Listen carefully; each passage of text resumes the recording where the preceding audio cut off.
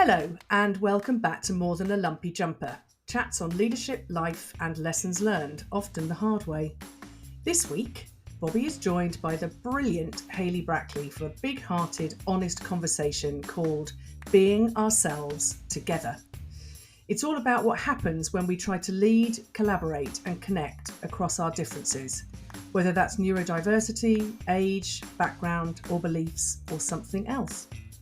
How do we build trust when we don't all think the same? How do we find shared purpose without flattening who we are? So pull up a chair, bring your full self, and join us for a chat that's going to be full of warmth, curiosity, and probably a little mischief. Let's talk about inclusion, identity, and what it really takes to build something together. Hayley, good morning. Good morning, Bobby. How are you? You're smiling, so that's a good start. Absolutely. Why would I not be smiling? I'm with the Bobstar. I like it when people call me that. I mean, I haven't been called that forever, and then all of a sudden it's sort of like taken off, and I quite like that. But less about me and much more about you. So I have really not given you very much intro at all, because I like you to have the floor to introduce yourself in the way that you would like to be known on this podcast today. Which for somebody who is useless at talking about themselves is just like saying, could you just whip up a soufflé, please? I've left some ingredients in. Well, if you'd like to do that instead, that would be interesting. Have you ever made a soufflé? I haven't, and nor do I ever intend to. I've managed meringue, but never a soufflé. I've never managed meringue, but I've got grand aspirations for a soufflé. So, if any of the listeners today are really good at soufflés and want to give me some tips, I think that would be a brilliant output of the podcast. And maybe we should both hold each other accountable to going giving it a go, and then posting something as to what our achievement or not, as the case may be. I see a 2026 podcast entitled Life Lessons from Making a Soufflé. Watch my soufflé. Exactly. Marvellous. I think that this is probably the best way I could possibly introduce myself, to go off on an absolute tangent that's utterly irrelevant. If that doesn't tell you a lot about me, then nothing else will.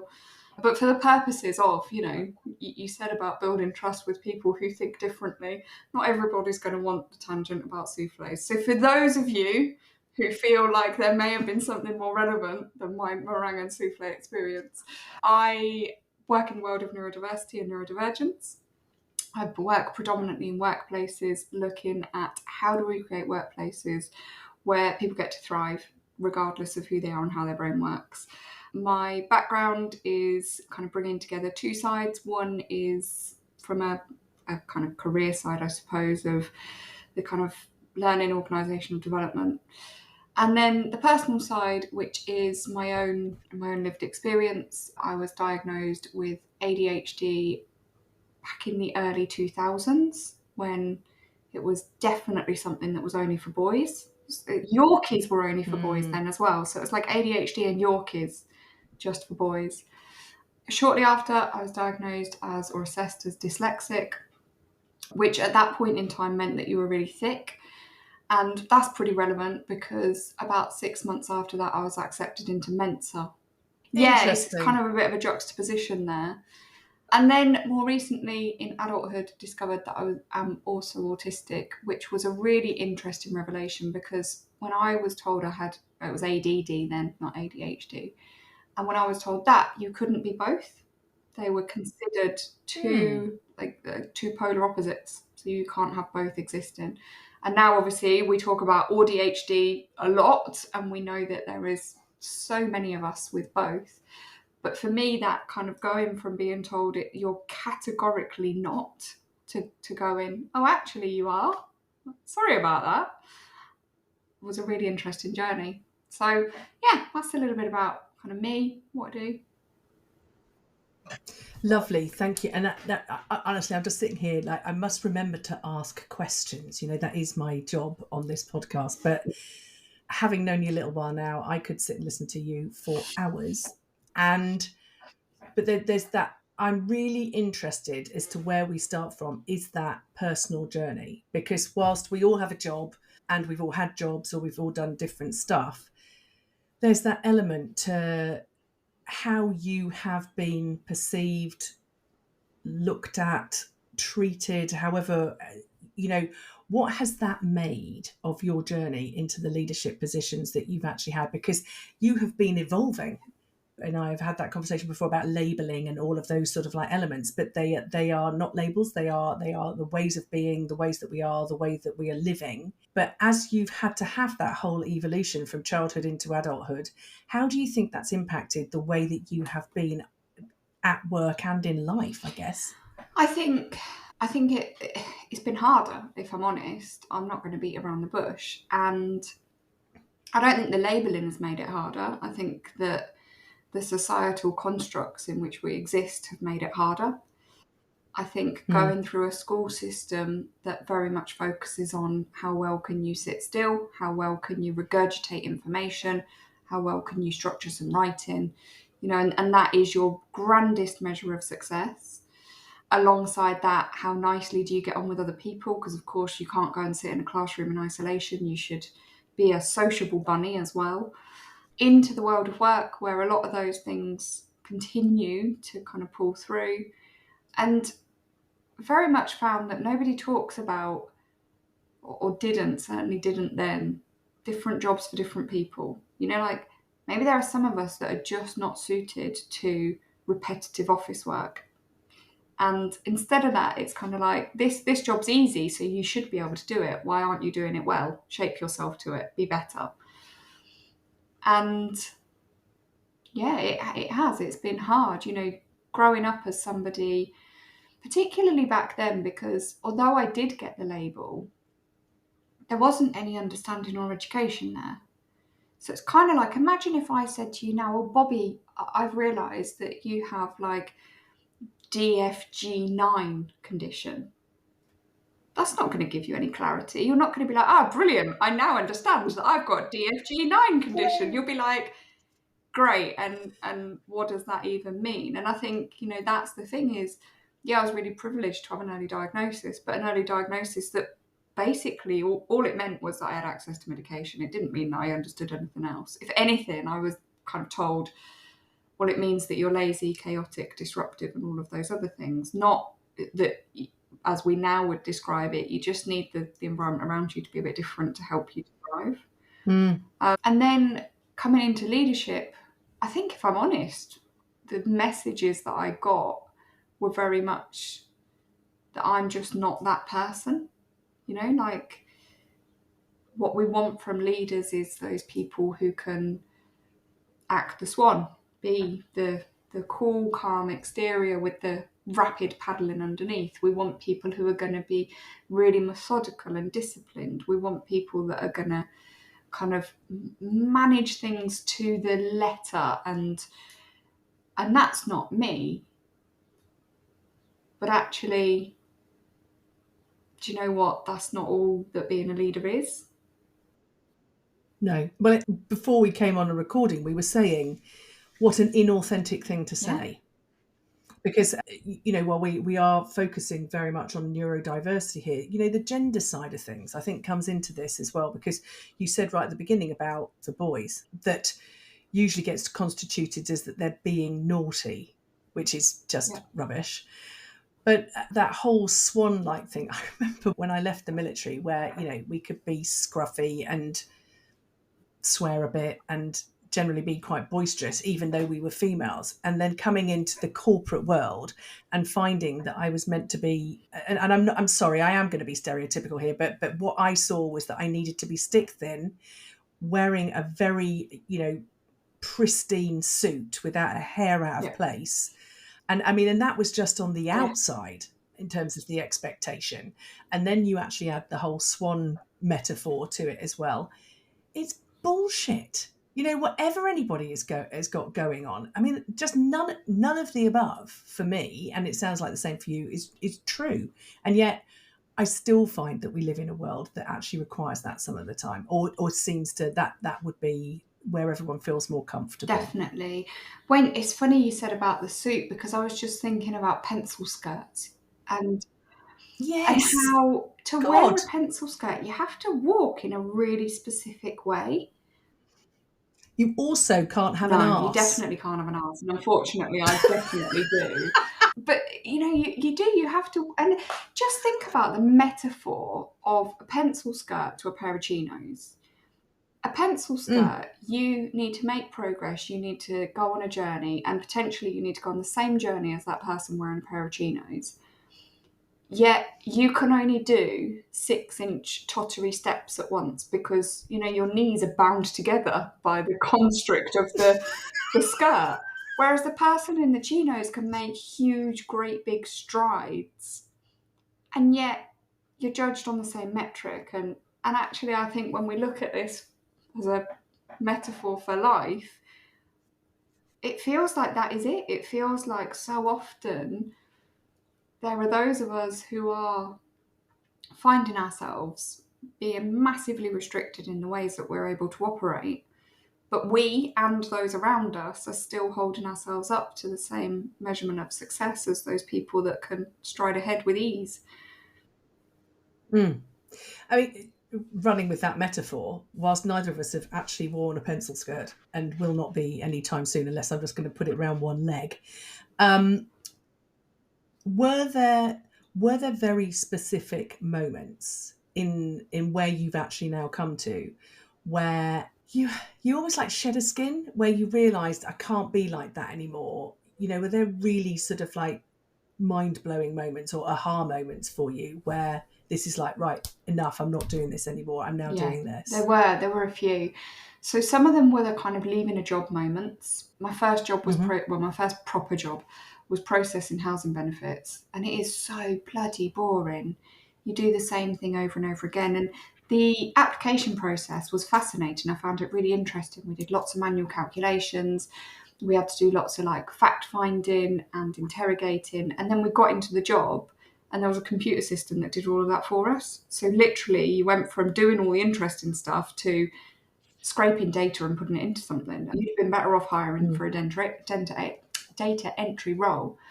So getting to the point of realising that I am not that kind of person, that was really, really helpful. I left that job. I left another job on the back of a breakdown, and that was a really painful shedding of the skin. And I think it's important to acknowledge that, because sometimes we think that shedding a skin is like a really liberating and freeing, but if we shed it in a way that we weren't quite ready to do, or if it feels a bit too forceful, actually that's not necessarily a great thing for us. And again, you think about that metaphorically. If you're shedding skin that you're not quite right to be shedding right now, you end up with scars, don't you? And that was definitely the case for me. I think what I did shed was a lot around that social expectation, the fitting in, I would be the person that would say, why have we got this written in policy and yet we're not doing it? And I was seen as like a pedantic little gobshite, I think. But actually what I was an inquisitive and diligent autistic person in a workplace who just wanted to understand, like, genuinely, why have we written this down but we're not doing it? Like, what's behind that? So that was another skin shed. There was another one where I was in a job that I absolutely loved, and my boss, who is fabulous, moved on to a new role, and so I went for her role. With her absolute encouragement, she was like, you are totally ready for this. And her boss clearly didn't agree and was the one that did all of the hiring for that, and I didn't get the job. And I remember the feedback that she gave me was, in the fullness of time, you'll get the maturity to carry out a role like this. And actually, it took a little while, but eventually I shed that as, do you know what? I think this was more around her self-confidence, her own kind of beliefs about her leadership style. I think she very much wanted to hire somebody that could come in and help her float, and so she brought somebody in that was incredibly experienced. Did they do, we can't say, can we? Did they do the best job that they could have done? Could it have been done better? I think there's a lot of diplomacy in my sentence there. Well, yeah, and I guess what I've got going on in my head, well, and again, I wasn't there, but there's that, when because we're going to be going on to talking about exploring difference and what you need to be in a leader to be able to be embracing difference. That doesn't sound like the best scenario where that was actually happening. And one, needing somebody as a crutch, but two, to say that you couldn't have been the person that could have supported her, but because you see it so often, people want to recruit people like me, not me personally, but Their people cookie like cutter me. version. Yeah, and then they wonder why they haven't got that beautiful eclectic mix of all of the things that can actually go on, where you're willing to embrace difference, even if it means that you've got to step out of some comfort zone to Yeah. get it and to understand and appreciate And I it. think that's, again, such an important point to make, because if you are a leader who has grown up in an environment where you've been told to mask your authenticity, you've been told that this is the right way for you to be, you've been told to wear the constrictive pencil skirt and smile brightly with it on, whether metaphorically or otherwise, I can't see that you can go through that and your self-confidence, your self-esteem be in the best possible shape. I can't see that you can go through that and be somebody who is so perfectly comfortable with things being a bit messy around you. And I think Mm. actually often diversity is messy, right? It's not this like beautiful puzzle where all of the pieces fit perfectly together, because guess what? We've got all of these well-designed different edges that just naturally fit. You've got overlaps, you've got spikes, you've got bits, jabbing into other bits, and that is the truth of diversity. And we have to be really comfortable in ourselves to be able to facilitate that diversity around us. Mm. And I think sometimes we can assume that those people who are bringing in the cookie cutters are doing it from an ego place, like I'm the best, so I'll bring in the best. And don't get me wrong, I'm sure that that does happen. But actually, I wonder if more often what happens is I'm a bit scared, I'm a bit fragile, I worry about how good I am at what I do. And the far less scary option is to bring in what I know.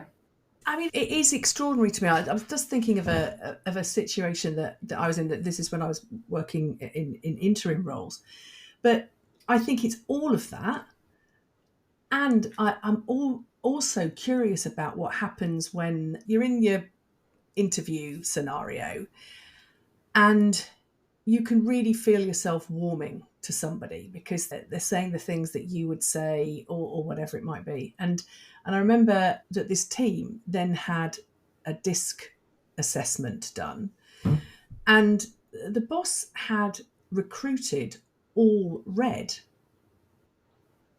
which was interesting because so were they. And I thought, well, this is going to be interesting because if they're all red, they're all going to be over here, and the boss is going to want to be going, no, it's my way or the highway, because I knew that they were a bit like that. And of course, it fell apart very, very quickly. And yet, the boss had no way of being able to articulate what had gone on in that range of interviews across a range of jobs that would have them bring in everybody. Because, and again, you're talking about a mix of males, females, ethnicity, sexuality. So people go, diversity Yeah. here, and yet they were all made of a similar mold. So there's almost like, wait, I suppose I don't know if I'm explaining it very well, but there's that whole element about you think that you're Yeah. doing that whole piece around I'm getting this mix, and yet then you have to then stem down into behavior or the way that you conduct yourselves, and all of a sudden it all falls Yeah. apart again. I don't have any answer to that. I was just sort of like an observation, really, I I think when guess. we look at cognitive diversity, it's really interesting. So you've got neurodiversity, which is about the kind of inherent neurological difference. Cognitive diversity brings in so much more than that, because it does bring in the experiences that we have. So growing up in a different culture, growing up with a different ethnicity, how does that come into play? It brings in our personality. So when you look at DISC, or I like facet 5, you bring that into the mix, and you look at, okay, how does it work when we've got somebody that's high will or very red, or whatever it is that we're calling that. And then you look at the neurodiversity, the kind of, how does your brain actually fundamentally work? What's your wiring like? Mm-hmm. You bring all of that together and you get a really big definitive picture of the differences. But like you say, we have diversity hiring programs that are so heavily steered towards what we can see and not a lot else. Yeah. I remember being told that I was going for a job, and it was one of those where people said, oh, they only want certain people to go for it, and you probably don't hit enough boxes because you're a woman, but you're also a straight white woman that, able-bodied, blah, blah, blah. And I was like, I am also neurodivergent, but I guess, you can't see that, so that doesn't count, right? And, don't get me wrong, I wouldn't have wanted a job because of ticking any boxes. I'd rather the job because I could do the job. But it is that notion that if I can't see the difference in you, then it's not a countable difference. When we are looking at teams, the biggest merit does come from cognitive diversity rather than anything else. Yeah, I remember with the work that you're doing with Great Minds Don't, that there was something that I read that says about you are talking about workplaces being both cognitively diverse and emotionally intelligent.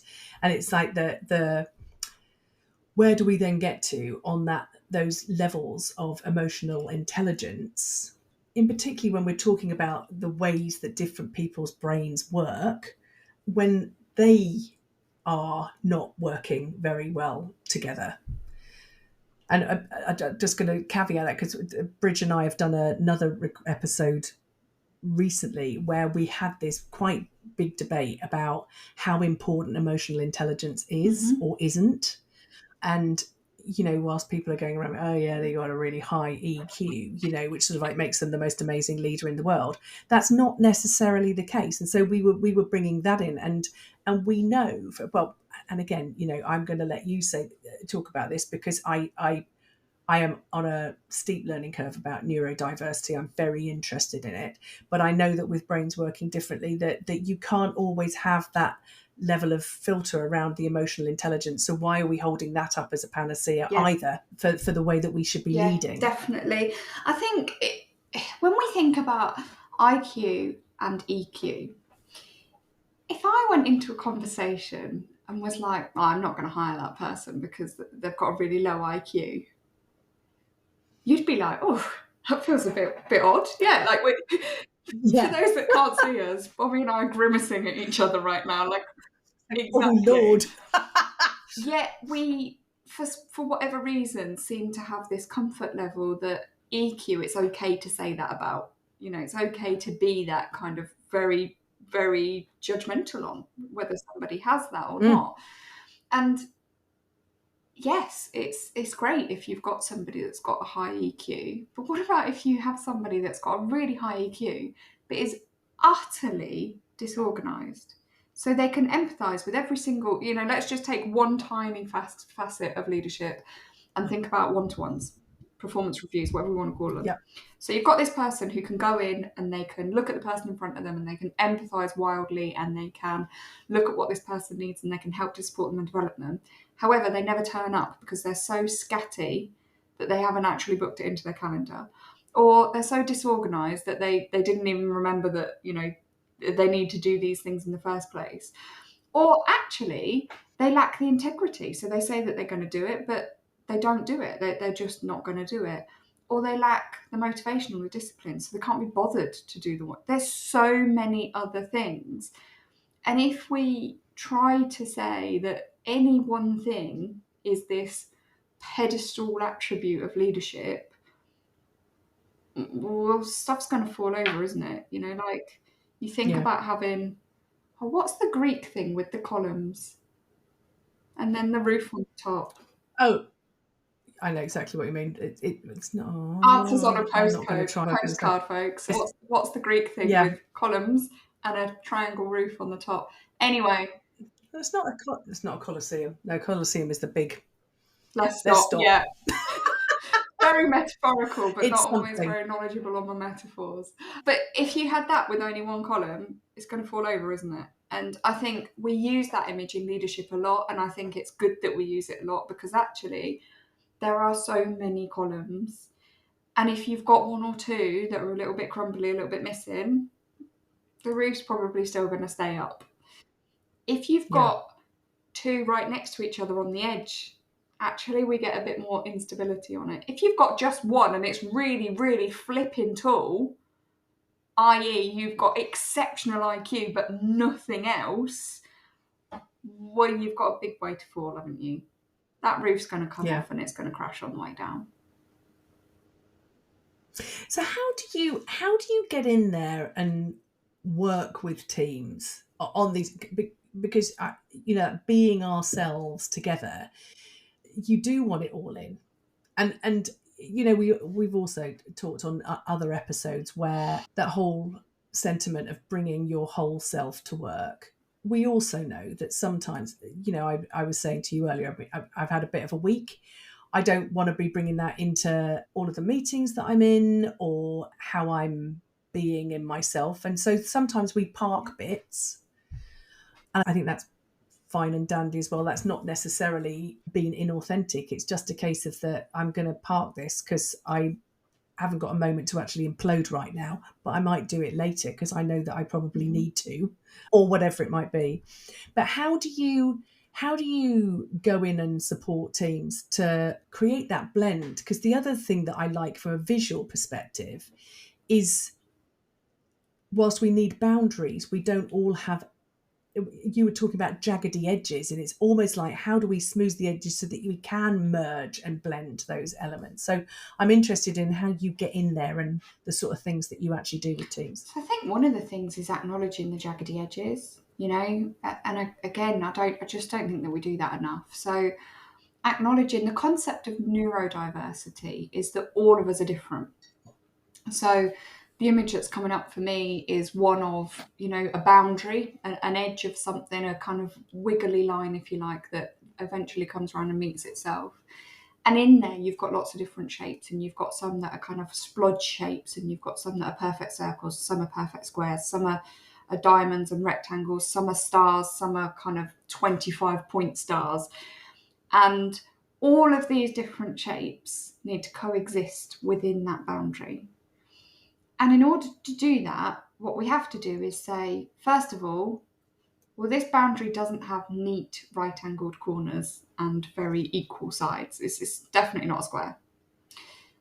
Second of all, we're also not all squares. And it sounds really obvious, but so often the conversations I have, the kind of inherent assumption is we've got this nice neat square and everybody is fitting in like a nice neat square into this square, and we all know that squares fit perfectly into squares, but we've got this one person who's a star shape and they're not fitting in. You haven't. You've got loads of different, you've got all those other shapes I just said, but you've got somebody who is a circle that can kind of puff out some corners occasionally to make you feel like they're more square-like. You've got somebody who's a diamond who can contort themselves a little bit to look more like. And then when you've got your star shape, making a star into a square, that is bloody hard. And that's why you think it's only them. But actually, if you accepted that the boundary is a wiggly edge around around everything, we've got all these different shapes. Well, imagine being the diamond person. All of a sudden you can do your job without having to pull one of your sides out of shape to be able to exist. And imagine being a circle and being able to just sit and work without having to keep puffing out your corners. And that is the whole concept of neurodiversity. It is that we are all different. Every single one of us, The joke I always make is there are even people that like corned beef. And if that is not evidence of difference, I don't know what is. My husband will be puffing himself out now because he loves corned beef, and I think it's disgusting. Vile. weird thing to have in the world. I mean, There's some in my fridge right at this moment in time. I'm just thinking about. He'll probably get up as he's listening to this and go and have a bite. well, Mr. Bobster, please enjoy your corned beef and do it on behalf of all of us so that there is none left in the world for anybody else. Oh my God. Whilst we do not get distracted with corned beef, how many times have I also worked with teams where people are intimating that it's just one person that's causing all of this, and that necessity that everybody else has to sort of like bend whilst they don't do anything, or one person has to change shape whilst they don't do anything. And there's again, this business about team dynamics when onboarding should occur, and it's every time somebody new comes into the team, but not just for the new member to have the induction program. It's everybody needs to re-onboard. When somebody returns from maternity, paternity leave, adoption leave, long-term sick, whatever it might be, that there has to be that little nudging of seeing how you're all doing inside the messy blob. Definitely. And I think when we look at things like personality tools, like I said, I have a particular affection for Facet 5. Hurrah to that, me It's too. wonderful. I particularly like that it's trait-based, so you're not putting people in boxes. The idea of having things on a bell curve so that you can be like, okay, you are here and you are here. There's no right or wrong, but now that you see the difference. Now, what I see is that we get a tool like that and we have a team day. And we go, brilliant, we had the team day. And then 6 months later, we're like, well, we had that team day and it's not really worked. It did for a while and then it's not. And sometimes we blame it on the tool or sometimes we blame it on the team. But actually, why don't we just acknowledge that, yeah, it worked for a few months and now we need to revisit it to get it to carry on? Because how many of the blobs in your blob, it's an awful way of referring to people, isn't it? How many of the shapes that you've got have changed in that 6 months? And actually, it might not be that they've changed to the extent that their profiles changed, that you need to redo an entire profile, but just coming back and saying, okay, so you're like this and I'm like this and we were working on this thing together and we'd figured out this way of working and it was really good, but now we're not working on that thing, we're working on this thing and we just need to kind of recontract on that. I think the interesting thing as well, because I was thinking this when you were saying about the wiggly edge around the outside, the boundary, it may well be, and especially with Facet 5, because it's trait-based, you may well still feel that you are being or behaving, reacting the way that you always have, as has everybody else, wherever they are on that bell curve line alongside you. But the boundary may have changed because the situation's changed. So it's as much about that you've got all of your shapes and what you're bringing to work, because what life is throwing at you and what work is throwing at you individually, and then that collective from the team, and then the collective from the organisation. So it's almost like an onion ring of the way that you are fitting in whatever shape you might be. Definitely. That's very interesting. We may well have already said something about this, but let's just go with this one. When I first wrote to you about coming and chatting with us on the lovely podcast, I think I used the phrase something about less one size fits all, more curious, courageous, and occasionally clumsy. And I think you said some of this, but that clumsiness, messiness that you bring to being absolutely okay for being inclusive leadership. I mean, how do you encourage that with the leaders that you're actually working with? Because we've talked about some people just don't like it. It's uncomfortable. They don't like the mess.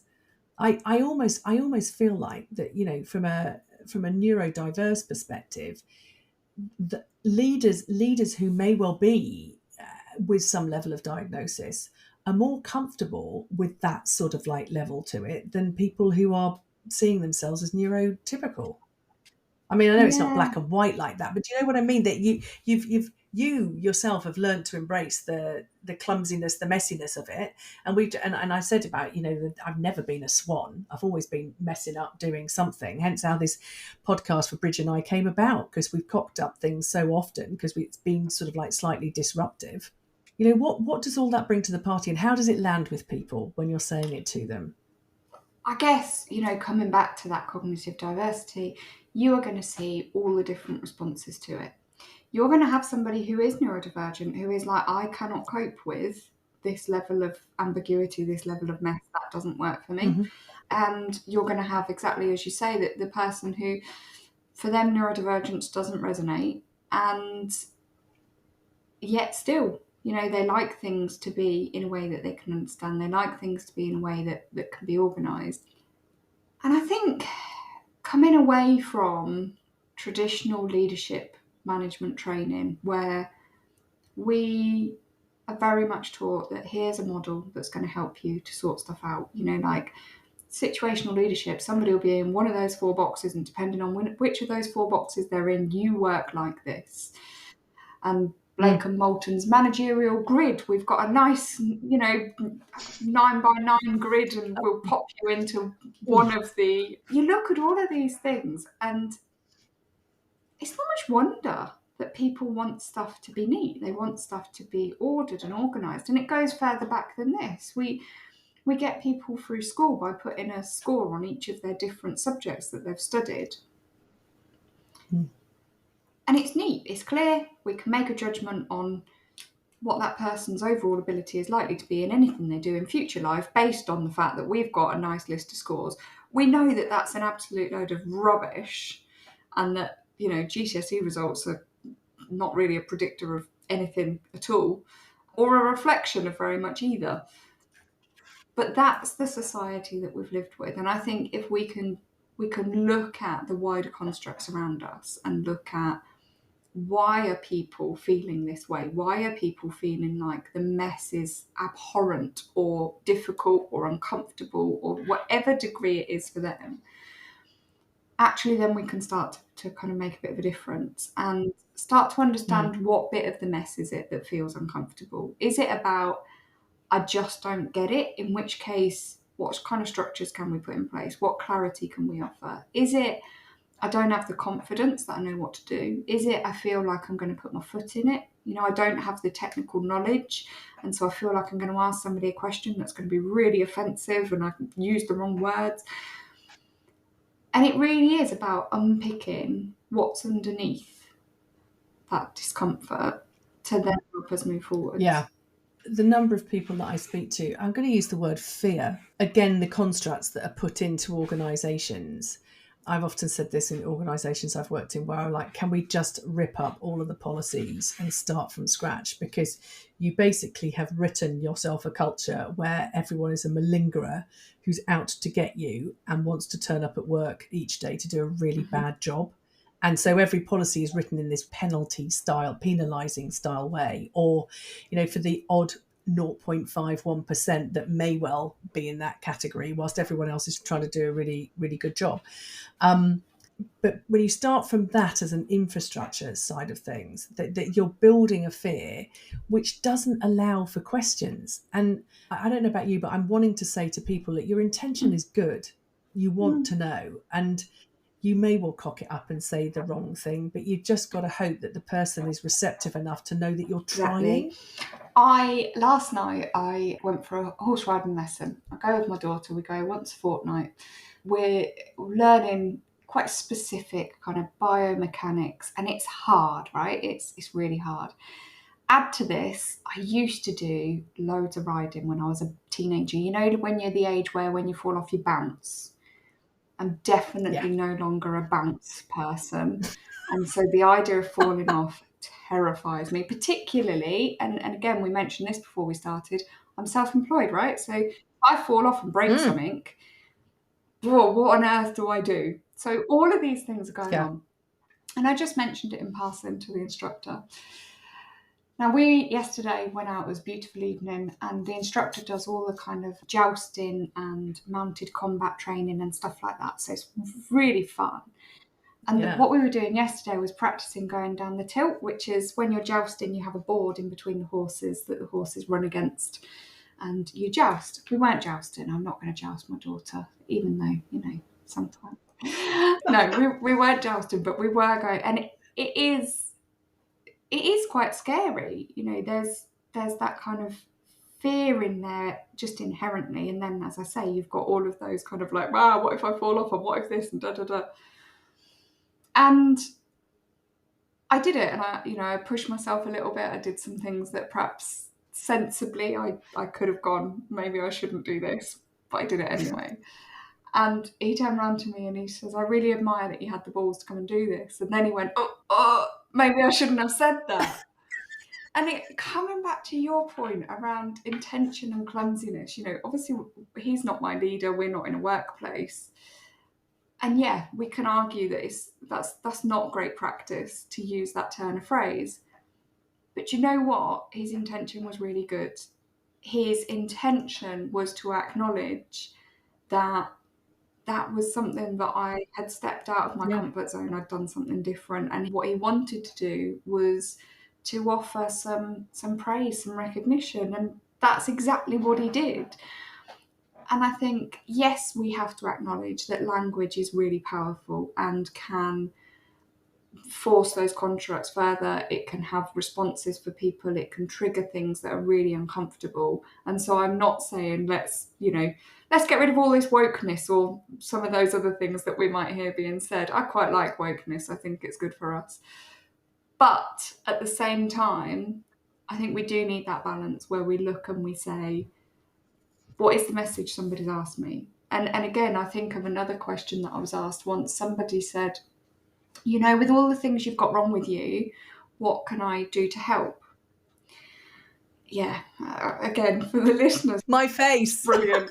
You should definitely do video podcasts just with facial expressions. Maybe not even any talking. Just, in fact, perhaps what we could do is like an outtakes reel just of your facial expressions. We should do it, because we have also done an episode called School Your Face. I was like, this is the most hypocritical thing I have ever recorded in my life, because my inner voice leaks out of my face. Yeah, constantly. I say that my face is like glass. What? Like if my words don't say it, my face will.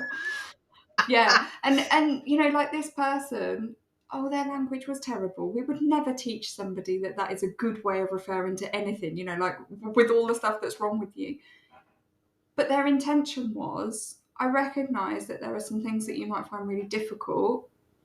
What can I do to help? And actually, what a lovely intention. You can't ask for a lot better in the intention there, can you? I totally agree. I read a book recently called Haggitude.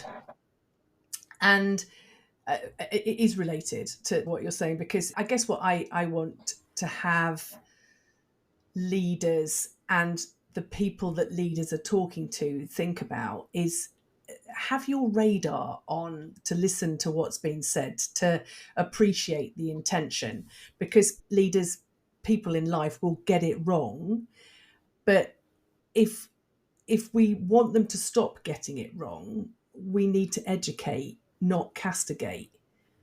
And what Haggitude was saying was about the elderly. I'm almost counting myself in that, because, every day is a learning day for the Bobster with all sorts of different things. And so I try to put myself into sort of like more uncomfortable zones to try and learn more. But I will ask questions and I won't always get it right. But I've often said to my kids who are much older, don't bollock me if I've used the wrong word, because I'm trying to learn.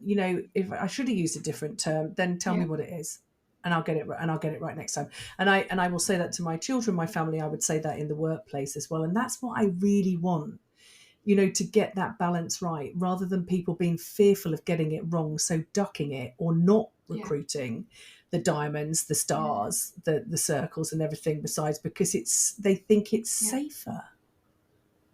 Definitely. That almost brings us to the end. I mean, are there any like massively enormous gems that you want to leave us with? If there was one thing that you'd want every organisation today to go out and do, to sort of like stop the first level of misconception or whatever it might be, what would that be? That might be too big a question, but I'll give it a go. Because this is how I am, obviously my answer is stop eating corned beef and have a go at making soufflé. But I'm not sure that that's the kind of gem that somebody else really wants. It would be brilliant to leave it there, but I love that. Oh. Let's go for something that makes somebody feel like if they've listened to almost an hour of chatter, that they get something really purposeful, not relating to corned beef. I think for me, there are two things. Like, the first one is great minds don't always think alike. That's what my business is called, and that's why it's called that, because I was sick of hearing it. And just making the space for the difference. The other thing is, and it's basically the same thing said in a different way, design for the edges. You know, we design for the middle of the bell curve. We design for the average learner, the average employee. Actually, think about what are all the edges, who are the people, who are the sparkliest stars, and would this work for them, or would this just feel like a restrictive pencil skirt, you know?